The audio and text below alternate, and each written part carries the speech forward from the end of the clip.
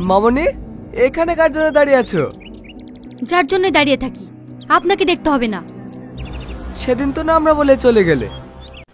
Hello everyone, সম্প্রতি পল্লিগ্রাম TV YouTube চ্যানেলে প্রতিদিন নাটকের পার্ট 2 আপলোড হয়েছে। তো আজকে এই নাটকটির সম্পূর্ণ এক্সপ্লেনেশন নিয়ে আলোচনা করব। তো নাটকটিতে দেখা যায় যে সাথী এবং মায়া তারা কলেজে যাচ্ছিল এবং পরক্ষণে তাদেরকে কিছু কলেজের বখাটে ছেলে বিরক্ত করতে থাকে। এদিকে কলেজের প্রিন্সিপাল সাহেব এসে বলে যে তোমাদের ম্যাগাজিন প্রকাশিত হয়েছে, যার ম্যাগাজিন ভালো হবে তাকে পুরস্কৃত করা হবে, তোমরা ম্যাগাজিনটি রোহানকে দিবে। এদিকে সাথী যাচ্ছিল, পরক্ষণে দেখে যে একটা ছেলে ওখানে বসে পড়ছে, দেখে যে সেটা রোহান।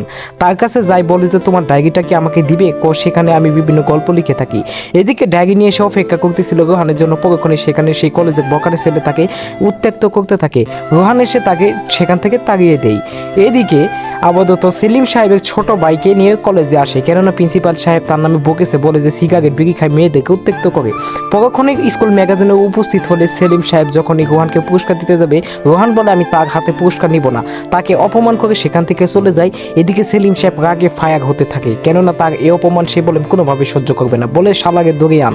পরক্ষণেই তারা গাড়ি নিয়ে যায় রোহানকে ধরার জন্য এবং দেখতে পায় রোহান একটা স্টেশনে বসে আছে, সেখান থেকে নেমে রোহানকে ধরে এনে তাকে একটা পিলারের সাথে বেঁধে বেদম মারপিট করতে থাকে।